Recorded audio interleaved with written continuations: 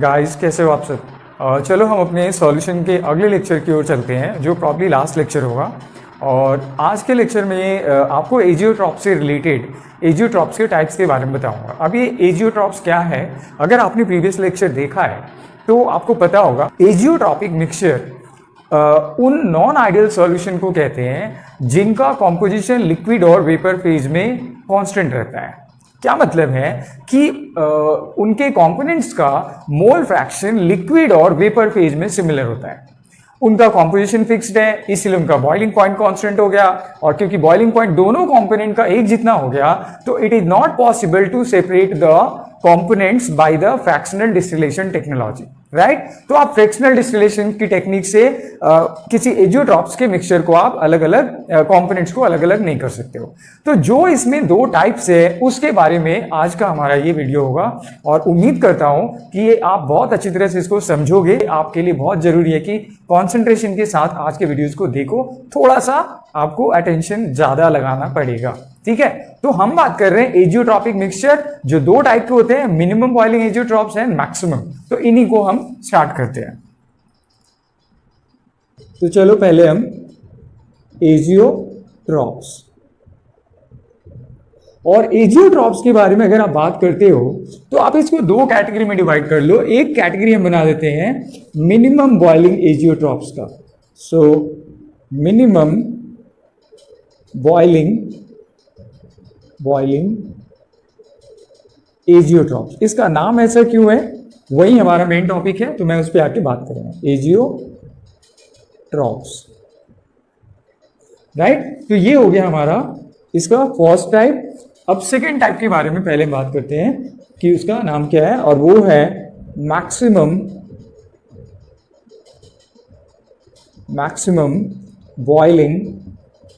Boiling azeotropes, maximum boiling azeotropes.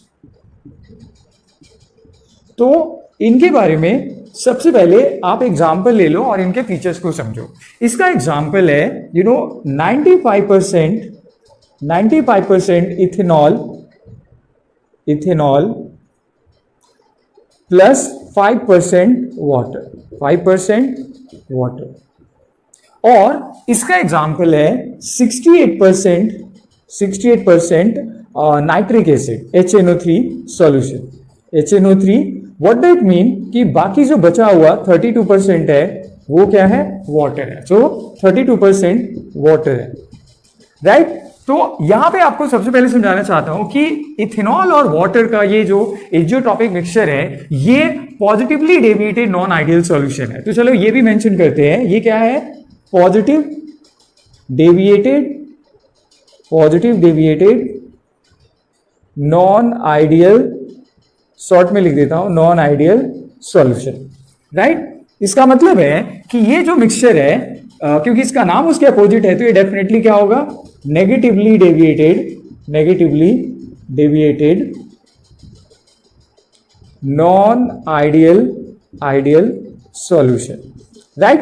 तो आपने इसके इंट्रोडक्टिव पार्ट को समझ लिया। अब इसको ग्राफिकली हमें थोड़ा समझना है कि आखिर इसका नाम मिनिमम बॉइलिंग एजियोट्रॉप क्या है और इसमें और क्या क्या अंदर से आपको चीजों को ध्यान रखना है। तो अगर आपको याद है नॉन आइडियल सॉल्यूशन के केस में positively deviated non ideal solution का ग्राफ हमारा कैसे था, तो उस पर ध्यान देना।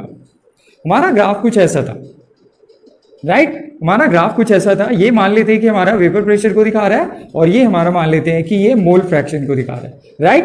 तो चलो आपको याद होगा कि जो हमारा पॉजिटिव डेविएटेड नॉन आइडियल के केस में जो ग्राफ था हमारा वो कुछ इस तरीके से था, राइट। और ये मान लेते हैं कि ये वो पॉइंट है जो कि मैक्सिमम रिप्रेजेंट कर रहा है, राइट। यानी यहां पर वेपर प्रेशर बहुत ही सबसे ज्यादा है और यहां वेपर प्रेशर सबसे कम है। तो अब अगर आप यहां पे कंसीडर कर लो कि इस एक्सिस पे mole fraction of water is 0, लेकिन यहां पे मोल फ्रैक्शन ऑफ वाटर वो बढ़ करके 1 हो जाता है, ठीक है। तो अब होता क्या है कि जैसे जैसे आप वाटर को बढ़ाते हो, वाटर को जैसे जैसे बढ़ाओगे और मान लेते हैं कि आप बढ़ाते जा रहे हो, यहां पर इस पॉइंट पर आकर ध्यान से देखना है, इस पॉइंट पे आकर मान लेते हैं कि ये वाटर का कॉन्सेंट्रेशन 5% हो गया। इसका मतलब कि इधर से मोल फ्रैक्शन ऑफ, अगर इथेनॉल की ओर बढ़ते हैं तो ये 95% है। याद रखना, ये रिप्रेजेंट कर रहा है मोल फ्रैक्शन ऑफ इथेनॉल, ये रिप्रेजेंट कर रहा है mole fraction of ethanol anti clockwise अगर हम देखें तो C2H5OH, और वो यहां पर क्या है, 0 है, जबकि यहां पर वो 1 है। तो X C2H5OH यहां पर मैक्सिमम 1 है, राइट। तो अब जैसे जैसे वाटर आप इस एक्सिस पे बढ़ाते जा रहे हो, मान लेते हैं यहां आते आते वो 5% हो गया, यानी इसका मतलब है कि यहां पर इथेनॉल का कॉन्सेंट्रेशन 95% है, और ये वो टाइम है, जहां पे वेपर प्रेशर मैक्सिमम है। यहां पर क्या है, वेपर प्रेशर क्या है, ये रिप्रेजेंट कर रहा है कि वेपर प्रेशर मैक्सिमम है। यहां पे वेपर प्रेशर क्या है, मैक्सिमम है, राइट। तो ये पॉजिटिवली डेविएटेड सॉल्यूशन है, और यहां पर ये वो मोमेंट ऑफ टाइम है जहां पर इथेनॉल और वाटर दोनों का बॉइलिंग पॉइंट सेम हो जाता है, और यही वजह है कि इन दोनों को फर्दर सेपरेट नहीं किया जा सकता है by the technology of fractional distillation. अब हम एक दूसरे ग्राफ के जरिए इसको समझते हैं कि इसका नाम मिनिमम बॉइलिंग क्यों रखा गया है। तो हम फिर से एक ग्राफ बना रहे हैं, पर इस बार जो हमारा ग्राफ है वो है टेम्परेचर वर्सेस मोल फ्रैक्शन के बीच में। अब यही आपको सिमिलर इमेजिन करना है कि यहाँ पे mole fraction of water, concentration water का यहाँ पे 0 है, यहाँ पे 1 है, यहाँ पर इथेनॉल का 0 है, और यहाँ इथेनॉल का 1 है। तो अगर आप ध्यान देते हो, ध्यान से देखना है, तो होगा क्या, ये आप, क्योंकि आप इथेनॉल और वाटर की बात कर रहे हो, तो मैंने प्रीवियस लेक्चर में बताया था कि इथेनॉल का जो बॉइलिंग पॉइंट होता है C2H5OH, इसका जो बॉइलिंग पॉइंट होता है वो 353 केल्विन होता है, 353 केल्विन। लेकिन वाटर का जो बॉइलिंग पॉइंट है वो है 373 केल्विन, 373 केल्विन। यानी मान लेते हैं कि ये 373 केल्विन को रिप्रेजेंट कर रहा है, और ये रिप्रेजेंट कर रहा है 353। तो यहां मैं मेंशन कर देता हूं, ये 373 केल्विन को रिप्रेजेंट कर रहा है, और ये 353 केल्विन को रिप्रेजेंट कर रहा है, ठीक है, 353 केल्विन को रिप्रेजेंट कर रहा है।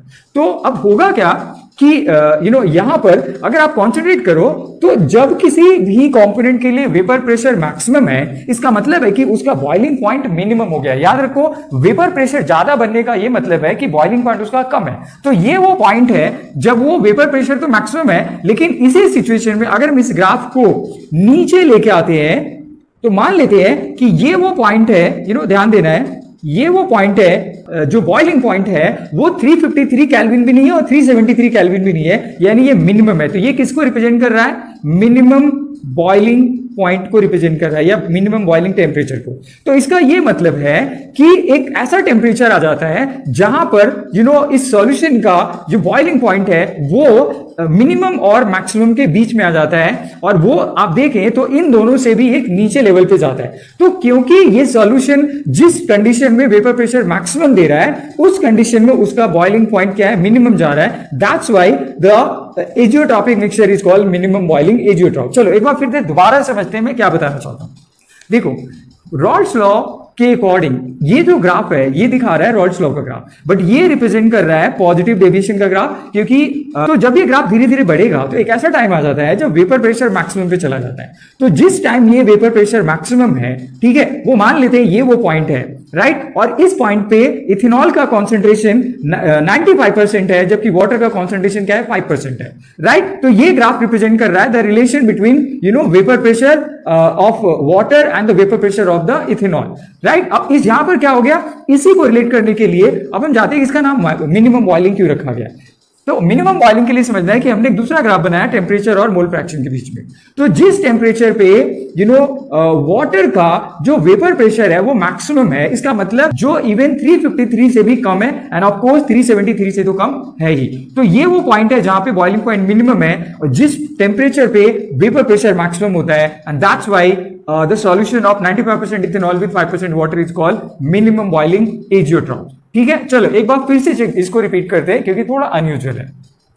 रिमेंबर, वेपर प्रेशर अगर रॉल्स लॉ के एक्सपेक्टेड वैल्यू से बहुत ज्यादा है तो इसका मतलब वो पॉजिटिवली डेविएटेड आइडियल सॉल्यूशन तो है ही, बट उसका एक नया नाम दिया गया मिनिमम बॉइलिंग एजियोट्रॉप, क्योंकि वेपर प्रेशर एक्सपेक्टेड वैल्यू से भी ज्यादा है।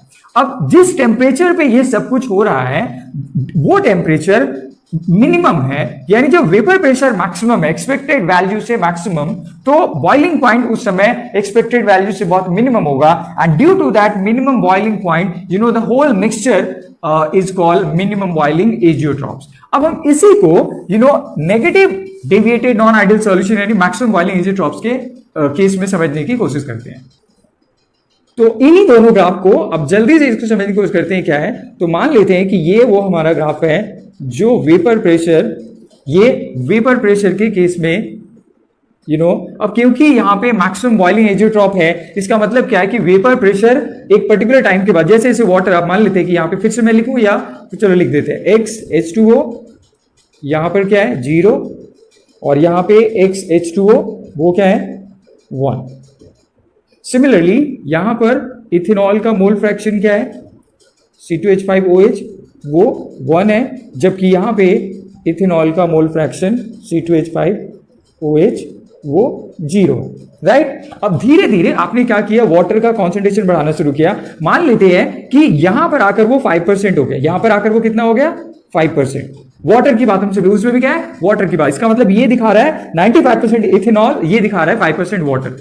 तो इस केस में क्या होगा, क्योंकि ये मैक्सिमम बॉइलिंग एजियोट्रॉप या negative deviated non ideal solution है, तो ये जो हमारा ग्राफ होगा ये कुछ ऐसे सिचुएशन में दिखेगा। यानी ये वो पर्टिकुलर, ध्यान से देखना है, ये वो पर्टिकुलर टेम्परेचर है जिस टेम्परेचर जिस कॉन्सेंट्रेशन पे मिनिमम वेपर दिखा। तो this is representing vapour pressure minimum, right. अब इसी को दोबारा से टेम्परेचर के केस में समझने की कोशिश करते हैं कि ये कैसे है।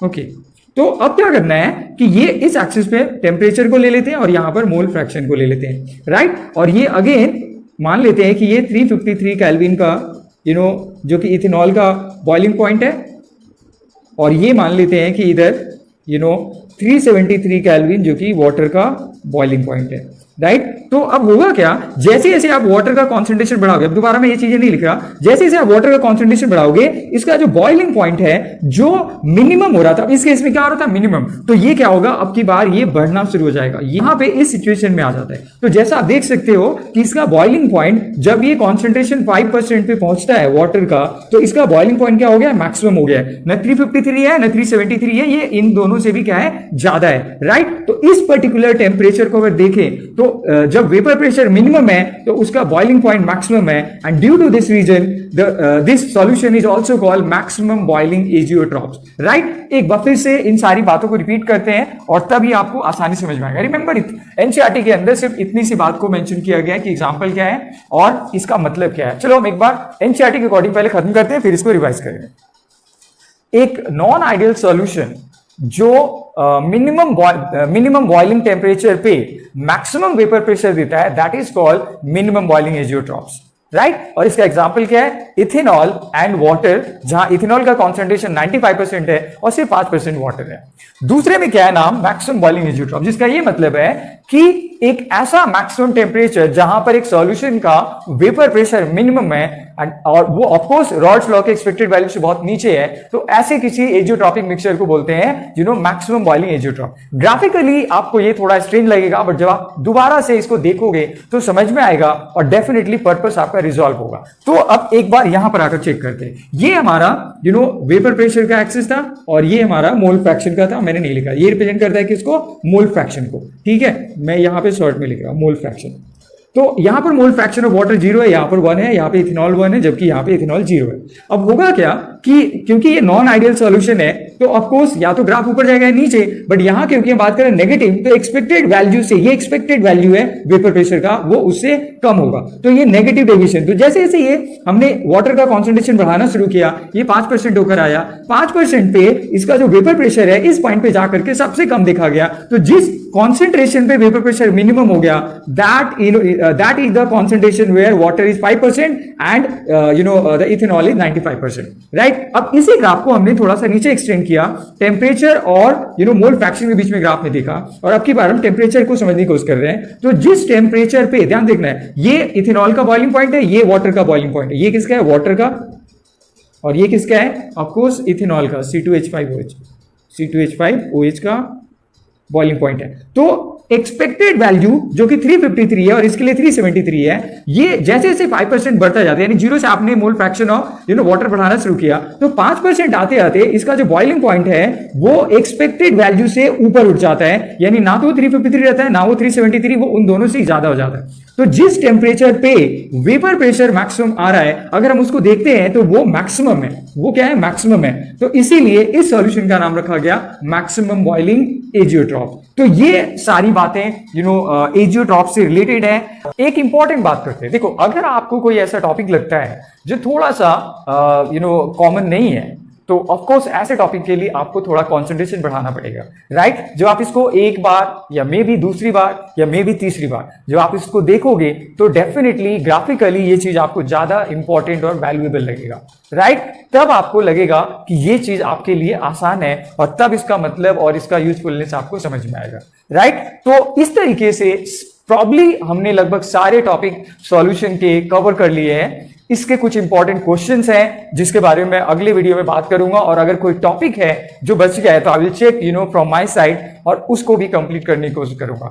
बट तब तक के लिए मैं यही बोलूंगा कि आप मेहनत करो, प्रैक्टिस करो, एनसीईआरटी के क्वेश्चन पे ध्यान दो। अगर आपको कॉम्पिटिटिव में जाना है तो या तो आप मुझसे असाइनमेंट लो, मुझे कॉन्टैक्ट करो, मैं आपकी इसमें हेल्प कर सकता हूँ, राइट? और जहां से भी हो, let's try your best and then you will get the best out of what you are expecting. So with this I'm going to wrap up this video right here. I'll say thanks for watching and take care.